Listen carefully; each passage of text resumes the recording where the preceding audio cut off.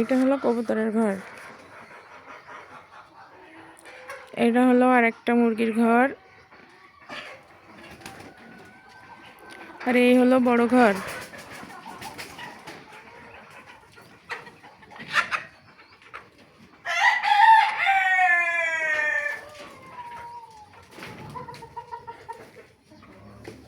এই ঘরে আপাতত মুরগি নেই, ঘরটা পরিষ্কার করতে হবে, সময়ের অভাবে হচ্ছে না। এই যে এখানে 135টা মুরগি আছে।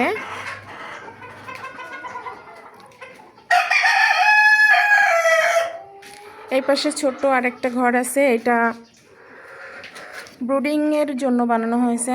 ছোট একটা ঘর, ব্রুডিং করা হবে বাচ্চা।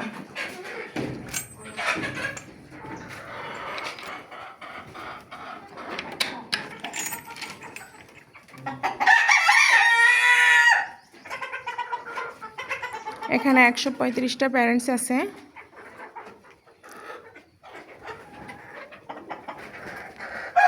আল্লাহর রহমতে ইনকিউবেটর কেনার চিন্তা ভাবনা করতেছি।